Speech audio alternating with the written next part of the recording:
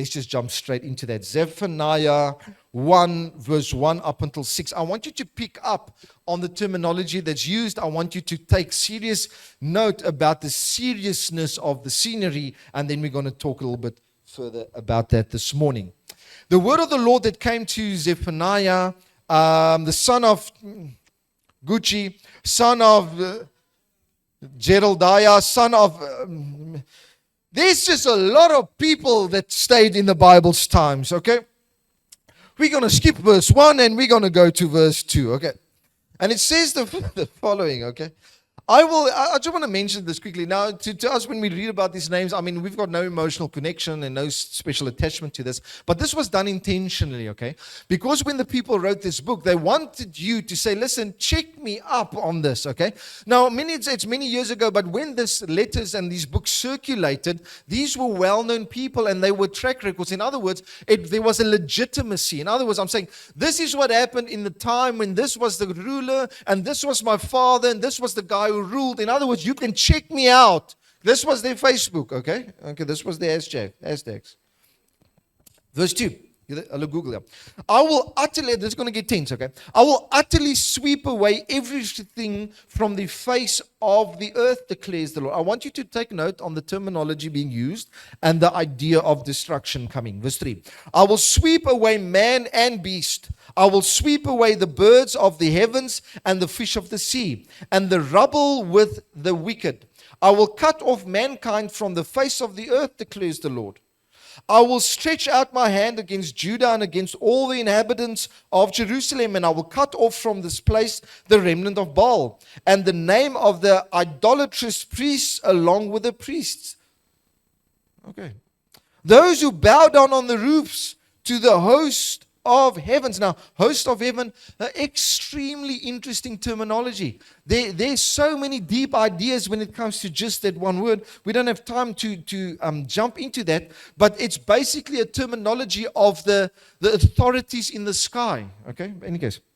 Those who bow, I think I'm in verse 5. Those who bow down on the roofs to the host of heavens, those who bow down and swear to the Lord and yet swear by Milcom.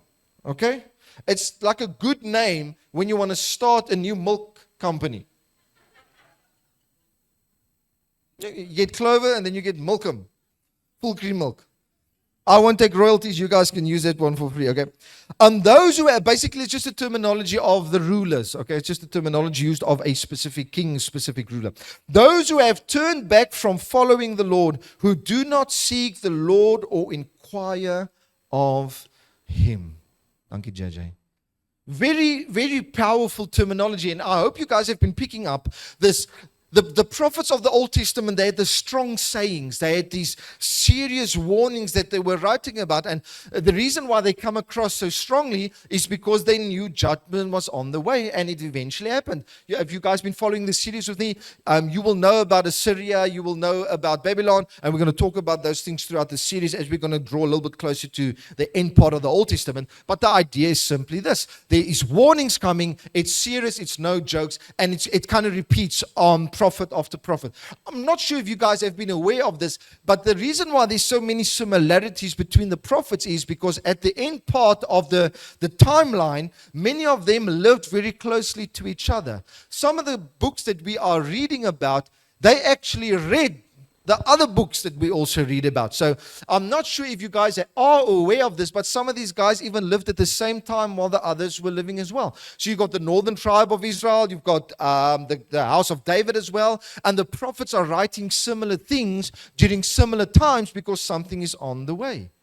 And people only realize the value of these books when the invasions actually took place. And then I realized, man, listen here, Zephaniah was talking the truth. He was telling the truth. And Jeremiah was warning us about legitimate things. But as the human nature goes, we only listen after we get hurt, right? Just one of those things, okay? I had this interesting story where Leandra pushed me out of a tree once and I fell on my head. It was very severe. And my mom told me, don't trust your sister. And I just trusted her in any case.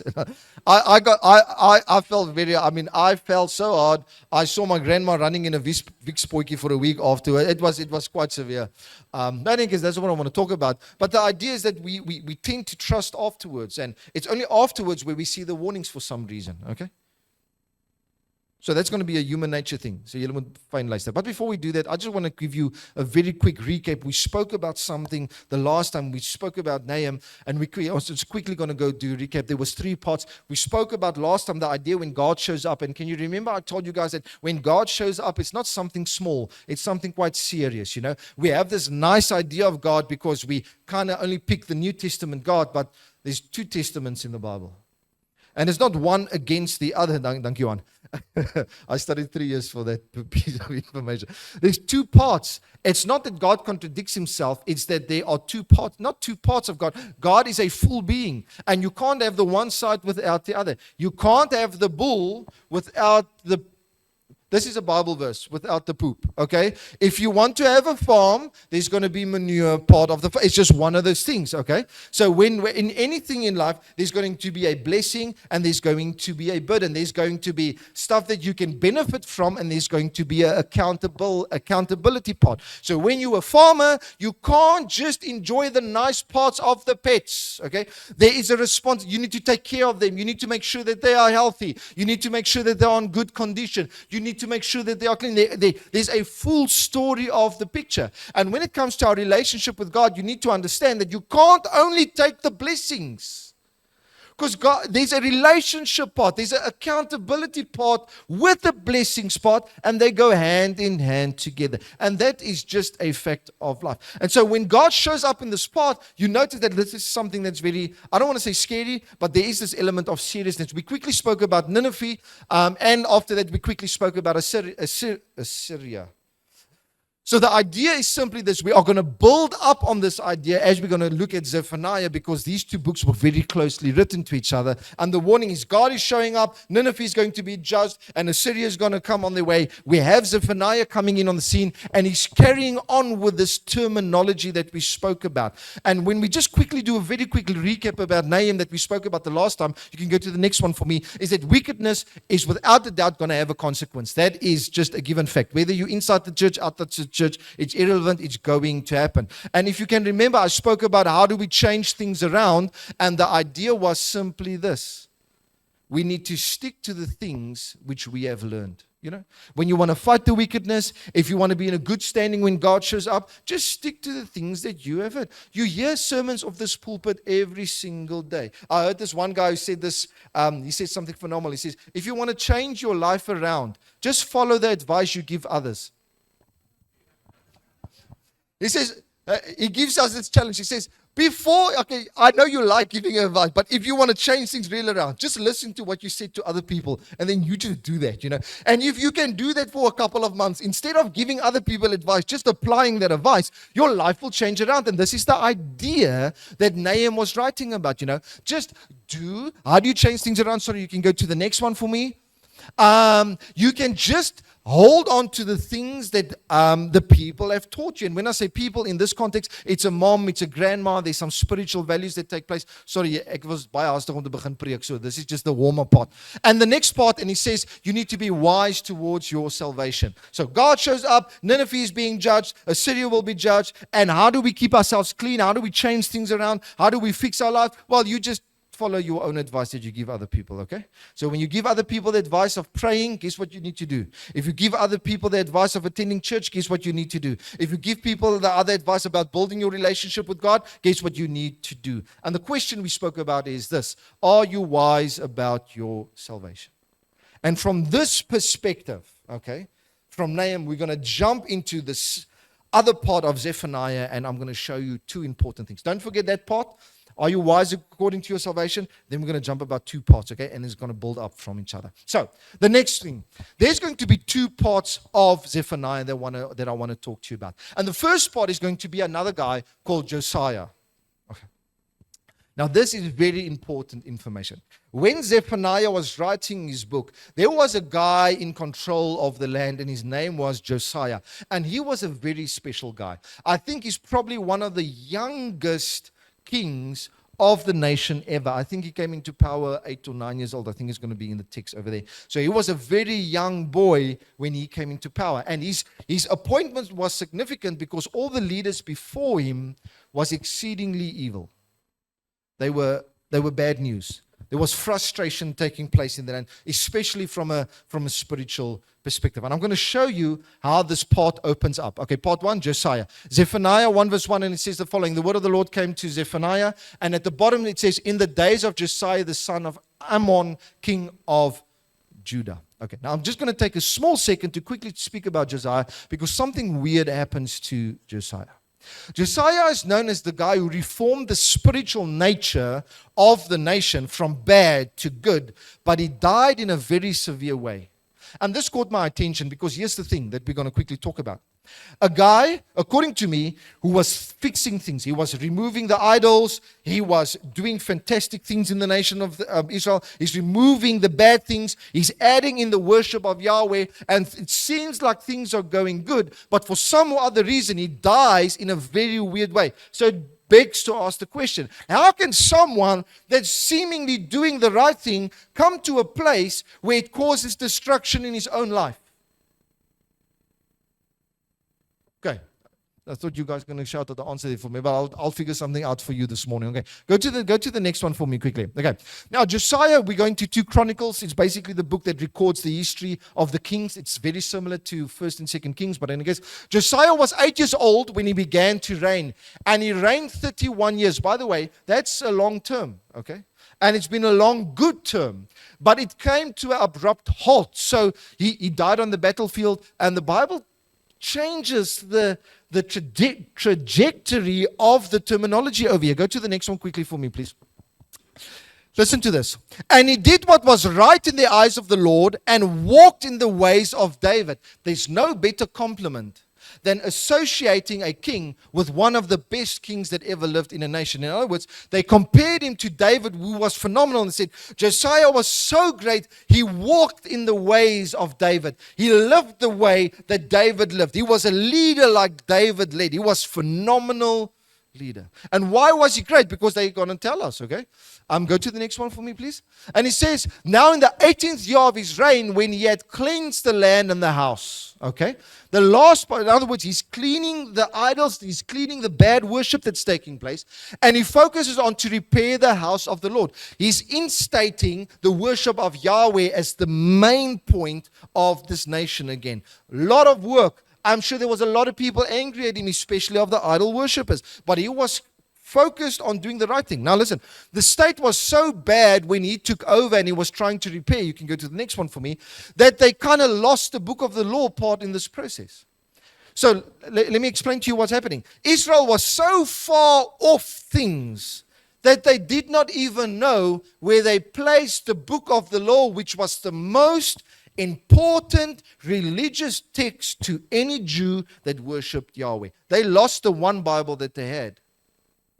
But in Josiah's time, they kind of found it. So I want you to understand this idea of reformation taking place. I know this is a little bit of boring information, but I need you just to concentrate for a second because there's a massive spiritual significance in this. Okay, so a good guy doing good things, even finding the book of the law and reinstating it in the land. And listen to this next part, and this is going to get weird, okay? It's going to get weird, and then it's going to get better. After all this, when Josiah had prepared the temple, Necho, king of Egypt, went up to fight at Gilgamesh on the Euphrates, and Josiah went out to meet him. Next one quickly for me, please.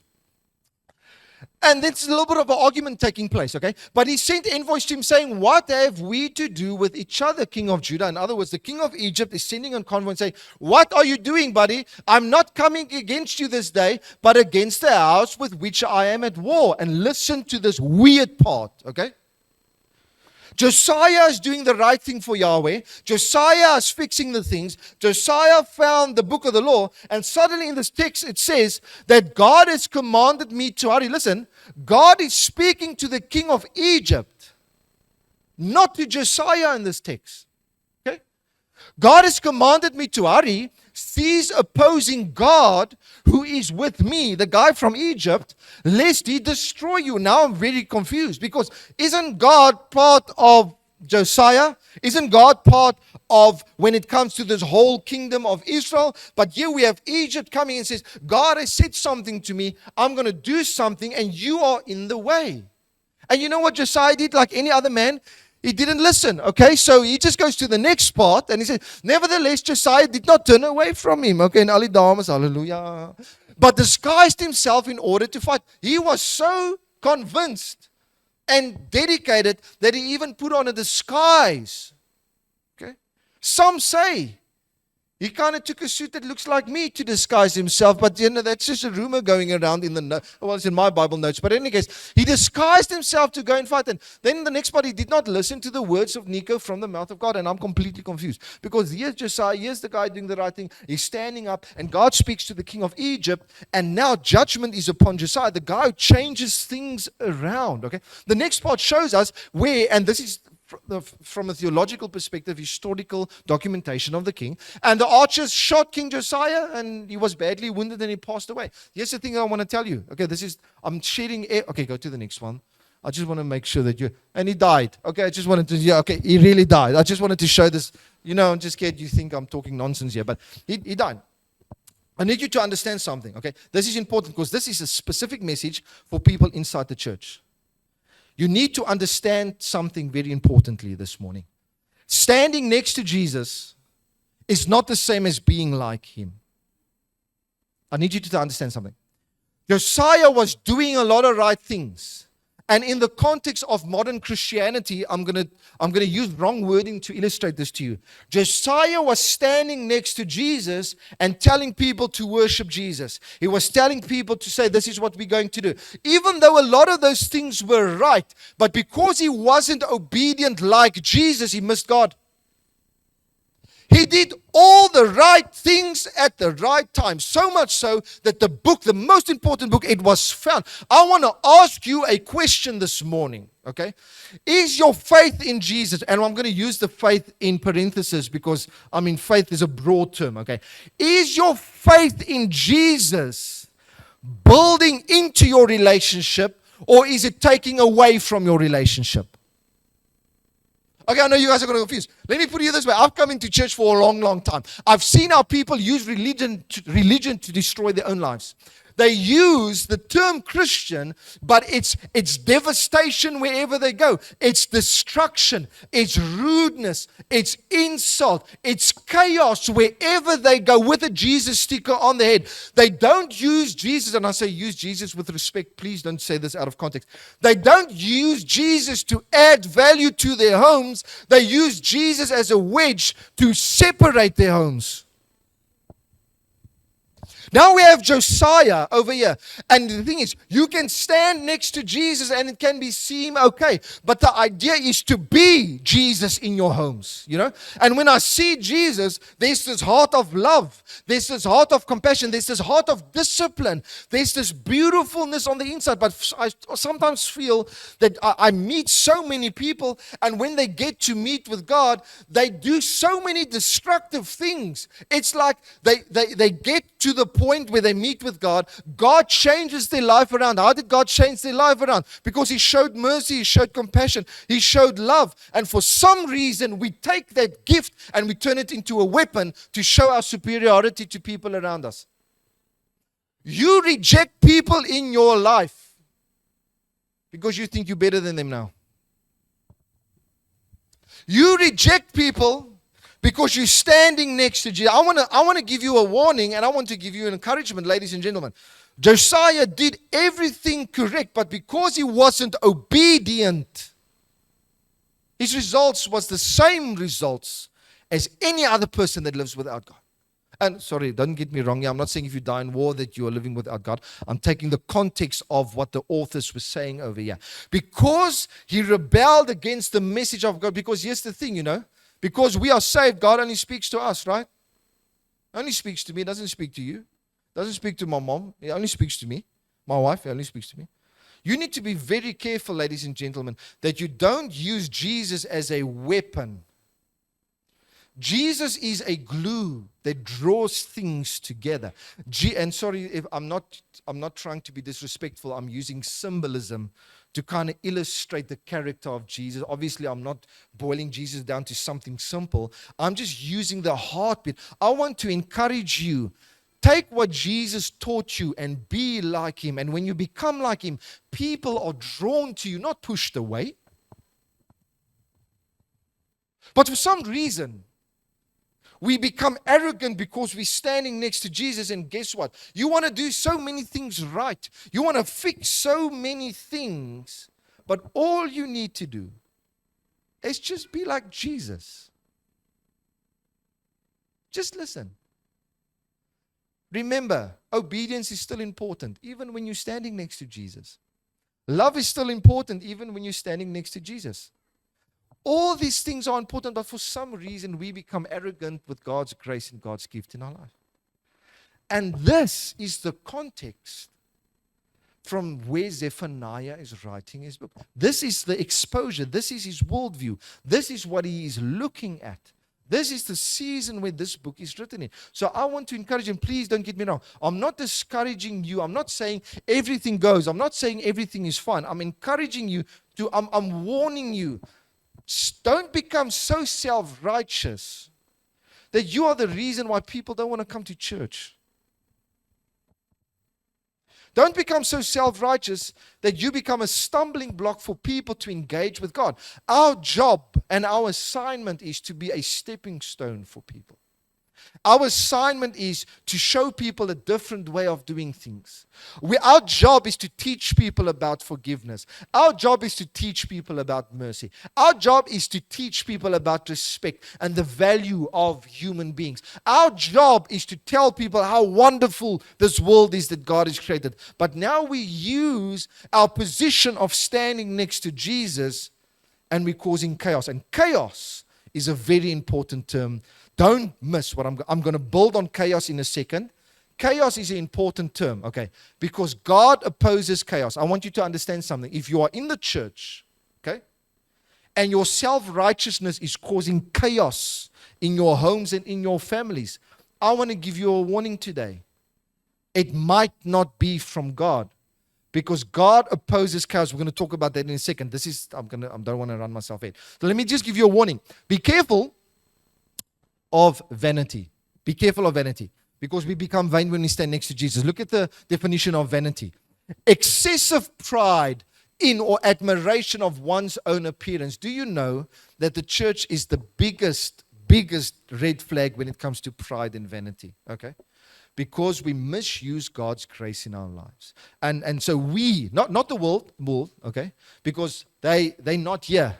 Okay, they don't experience God's grace. They don't walk a relationship with Him. It's usually the people that walks the closest with God that is the biggest candidates for pride in their lives. Because you feel empowered because God has touched your life. You become arrogant because God's favor rests upon your life. And it happens easily. It happens so quickly. I've said that so many times. Okay, I want to get to the next part because this is the interesting part for me. Okay, chaos. Man, my time is already finished. Okay. So we're speaking about Josiah. You get the picture. Things are going chaos. And Josiah comes to a place where he's not obedient. And he goes out and fights. And he loses his life because even though he was standing next to Jesus, okay, he wasn't obedient like Jesus. And the results, you saw the picture. So I want to just address, because the second thing that's... Am I confusing you guys? I think I'm trying to speak so fast that I'm running all over the place. Let me just slow down for a second, okay? We're talking about Zephaniah, the prophet that's writing the book. And I'm trying to explain to you the context where he lived in when he was writing these prophetic messages. And so we're talking about the King Josiah because it's the reform in the nation. And a lot of things are changing for the benefit. But the prophet sits with a problem because Josiah ends, his life ends in a weird way. And then they note that it's because of his disobedience about God. He can do a lot of things right, but his disobedience caused things to turn out wrong in his life. Okay? And now Zephaniah comes to the point and he warns the nation of Israel because a lot of things are changing, but he sees something that's approaching and it's not something good. It's chaos. It's chaos popping up. And here's something interesting.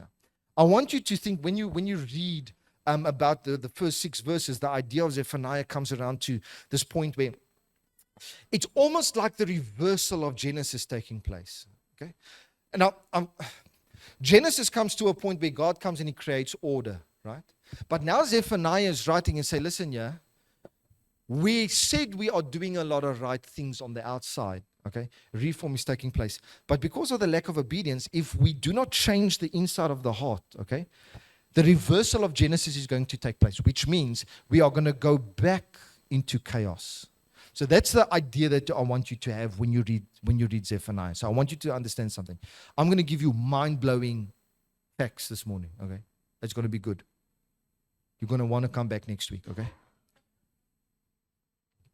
Disorder is more probable than order. And you don't even need kids to know this, okay? It's just one of those things. You have to brush your teeth every morning, okay? You have to create order, because if you do nothing, well, disorder is going to happen, okay? Things do not fix themselves automatically, okay?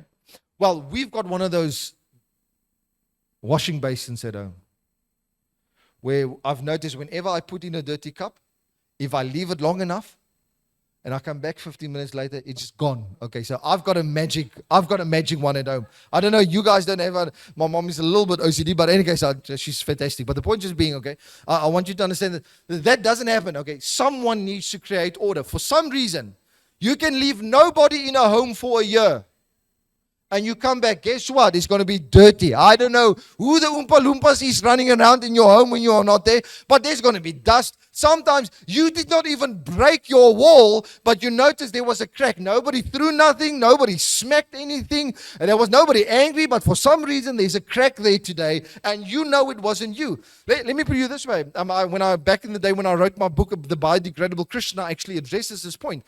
We spend a lot of money to prevent nature from taking things back in our homes, okay? You work very hard to pay money to say, nature, stay outside, okay? No mosquitoes, no kakerlakke. You want nothing in your home, and you need to spend money to keep the stuff outside. Because if you don't do that, disorder is going to take over. So we are consistently resisting chaos. And I think that's something special, because in Genesis, the book, our Bible opens up with this idea that God confronts chaos. Okay, and I'm going to get to that in a second. Okay, disorder is more probable. So we have things to do to fix it. So the moment chaos is in your life, guess what? It's because you need to do something. It's not going to fix it on its own. Chaos is a sign that work was not put in. Chaos is a sign that discipline wasn't applied. Chaos is a sign that no order took place. It's just obvious, okay? It's just two opposites. Now, in the science term, now if you're very smart, you're probably going to give me a lot of hidings about this, but there's some truth to what I'm saying. You've got the second law of thermodynamics, and you've got the law of entropy. And basically, it's this idea where you kind of manage chaos in a closed system and you evaluate that. But the idea is simply this, okay? It's the idea that things tend to move from order to disorder. It's seldomly, okay, let me put it this way. Have you ever took your washing out of the washing machine, drop it on the floor, and it was folded automatically? Never. I've tried a couple of times because I pick it up and put it down again. It just doesn't work. Let me ask you this way. When you ask people to deliver bricks by your home and they lift up and all the bricks, it doesn't automatically turn into a bride, does it? Okay? Well, technically there should be chances where stuff falls into place, but the idea that disorder is so natural, that is something that's important. And even in the law of science, the idea is that when things are nice and neatly packed, it's probably because there was an outside influence that put it in that position. Because when you're going to kick all the balls, it's just going to flow all over the place and it's going to be chaos. And you need someone to come in and pick up all the toys and stack them together. And so it takes energy, it takes effort in order to use the chaos and put it back into place. So the reason why I'm sharing this with you, because this is important about the idea of Josiah, the idea of being inside the church, the idea of standing next to Jesus instead of following him, comparing to this idea of chaos taking place. So Zephaniah is warning, he says, chaos is coming and Genesis is going to be reversed. The order that came into place is going to go back into disorder because we are not doing our part. So this morning, I'm going to give you 3 points. God's formula. Oh, just go back one for me, please. God's formula for confronting chaos. If there's chaos in your life, I'm going to use God's formula. I'm going to give you 3 points that God did when it comes to addressing chaos. Zephaniah is warning, and he says we need to fix these things in our life. Josiah tried to fix a couple of things, but he slipped. So this is extremely important, okay? Especially for us in the church.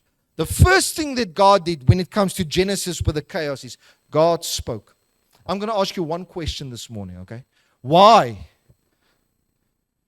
have you stopped speaking about your dream? I'm sure I'm speaking to a couple of you this morning specifically. I want to ask you something. There's a little bit of chaos in your life. And you had a dream. You had this vision of having things in order in your life, right? You had a vision of where you wanted to be. You had a plan on the process, but somewhere along the line, you stopped speaking about it. The first thing that I see when God confronts chaos, when God came to this world and He created and informed, the first thing that He did, He was speaking over it. I want to ask you one simple thing. Why have you stopped speaking about your dream? That's the first reason why there's chaos, because you stopped speaking. For some people, maybe stop speaking can be beneficial, okay?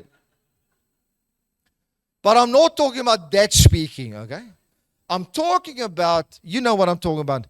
You got excited. You were going to fix things in your life, right? You were going to start eating healthy. You're going to start honoring and worshiping God. You're going to fix the broken things. But somewhere along the line, those conversations got quieter and quieter. And you were talking a little about, you're going to go on this program and you're going to start reading this book and you're going to start doing these activities, and suddenly it just kind of faded away. And now you're sitting within chaos in your life, and you had this plan, you had this vision. I want to ask you, why did you stop speaking about your heartbeat? Why did you stop speaking about the order that you desired? I want to encourage you today, and I want to speak to you today. I want you to ignite that fire again and start speaking about that order that you bragged about, the way you were going to be. I want you to step up in boldness and begin to take that confidence. I know someone broke you down, okay? I know someone said it's not possible. I know someone said it's not going to be fixed, but I'm telling you today, well, you're going to try one more time, okay? You're going to do this one more time. After you walk out the service, you're going to give this one more go. You had a vision, you had a dream, you had a plan, because you were fighting the chaos that was taking place. Maybe you wanted a new job, or you wanted to start a business, or you wanted to start studying somewhere. I think it's time that you begin to start speaking about the chaos and the order that you're going to go and make from the chaos that's taking place in your life. The second thing that God did in order to fight chaos, He created function and borders. God created function and border. He gave the waters of the earth purpose. He gave them function by providing a border. The moment the border was put into place, it got a function. Some smart people argue about this because of the age of the earth. Some Christian scholars believe that when Genesis speaks about the word create, it's not necessarily that God made something out of nothing in that moment. I'm not saying God did not create the world. I'm saying that the idea behind the terminology is that God took the form of the world and He gave it a function. He gave the waters a purpose. He gave the land purpose. He gave things a reason to exist, okay? The second thing God did to fight chaos, He created function and He created borders. I want to share this with you, okay? We're almost done. Priorities protects potential. You have the potential, ladies and gentlemen, but because you don't have the borders, because you're not creating function, you are not achieving those things, because your priority is misguided. I want to tell you this morning, if you fix your priorities, you will begin to see your potential popping up. It's not that other people are more special. It's not that other people are more smarter. I'm going to tell you one thing, what's the difference between us and other more successful people in whatever field that you think of. It's because they've got different priorities than we have. They wake up differently in the morning. They do things differently. They read different books that we do, even if we read books at all. They listen to different programs that we do. They put other things first in comparison to us, okay? I tend to put Oma Rusks first in the morning, okay? Other people, crazy people, wake up and put jogging first. Okay, they put jogging first. Okay, but here's the thing. Guess what? Who's going to be fitter? The guy who goes and jogs or the guy who has 6 rusks before breakfast? You know, you can't eat breakfast on an empty stomach, right? You guys know that, you know? It's Oburara. I read it in a book somewhere. But I want you to understand something. This is when God confronted chaos. He gave function and He gave order. It's simple, okay? There's chaos in your life. Begin to change your priorities. Begin to focus on the things that's going to create order. It's not complicated. Oh man, there's so much things I want to say. I'm sorry that I'm going over my time, okay? But I want to share this from the inside of my heart. Chaos was not just something that people wrote about in the Old Testament. Chaos is signified as an enemy. There are even other religious texts outside the Bible where they brag about how their God defeated chaos. And we see the same terminology in Genesis. Yahweh came down and He conquered chaos. You know why chaos is such a big thing? Because back in the day, the sea was a scary thing. Okay, it's even today's time, okay? Some people aren't scared of the sea, but it's just because you are unwise. If you are not careful with the sea, it's because you're unwise. You know why the sea is so scary? Back in the day. Don't think about modern man. I want you to think about back in the day when people walked around with plakkies on, okay? Well, okay, maybe still modern people. But okay, so the point just around what I'm trying to make is that the sea was a very scary place. You can't live in the sea. There were weird sounds coming from the sea. There were weird creatures in the sea. We've got a camera today. You take a couple of pictures. Oh, nice shark. I mean, even with pictures, some of you are like, nah, I don't want to go anywhere close there. But the point being is, chaos, it was something that was resisted. Why? Because life could not exist within chaos. Now, from a science, I'm not going to go into the science idea about that. But back in the day, they were resisting chaos. And then they came to this point where they say, man, Yahweh came and he created order, He created structure, He created man. And chaos was subdued. And this is why it says, go, be fruitful and multiply. And then you become managers of this world. In other words, you are being appointed as man to control chaos in the world, to bring order, because disorder is always at your door knocking. So chaos is always going to be not natural in our lives until we decide to get our priorities straight. Okay? I know I'm bashing on this, but I hope this is speaking to someone's heart this morning. Okay? Fix your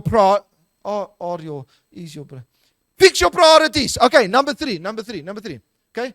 Here's the thing, and don't get excited about this one because this is not the full context of my statement. The third thing that God did, okay, was to confront chaos in His life was to rest. But here's the thing, He rested after the work. Okay, I'm going to talk about me. Come on. Allow me just to, please, if you're watching online and you don't know me, just switch off the live stream right now, okay? Please just tolerate me for 1 second. Some of us, we rest prematurely. And chaos is in your home because you rest at the wrong season. You don't rest after the work. We rest before the work even started. And that's why chaos happened. You see how God confronted chaos by resting at the right time. Let me explain to you this way. Some of us, parents, I'm talking about myself, we want to rest when we have kids. Okay? But we are going to have chaos when they are adults. What about doing the work now when they are kids and having restfulness when they are adults? How about that for a change?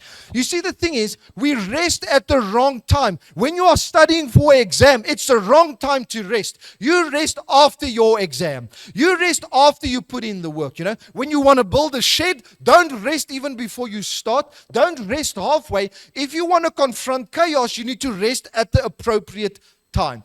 For many of us, our lives are in chaos. Our health is in chaos. Why? Because we rest and we take comfort at the wrong times.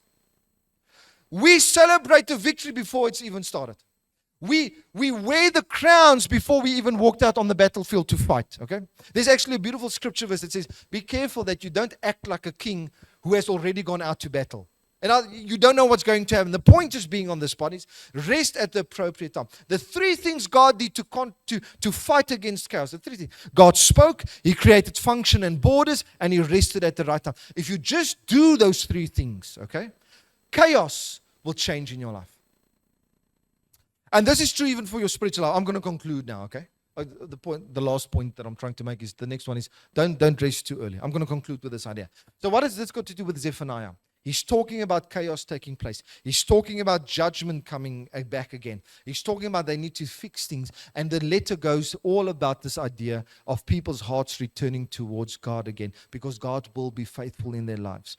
I want to encourage you today, as followers of God, as followers of Christ, it's our function to oppose chaos. It's our responsibility to oppose chaos. Where you walk into, things are supposed to be in order. Or do things to tend to go more chaotic when you show up? I want to encourage you today. Apply these three things to your life.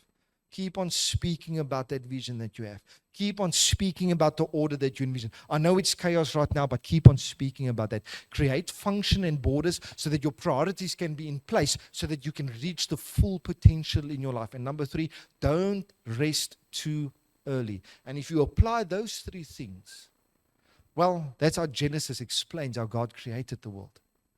From chaos came beauty and order. I want to encourage you. You can create something beautiful. You can create something magnificent in your life. But someone is going to have to show up and do the work. But be careful, because Josiah showed up. But he had to be obedient through every season of his life.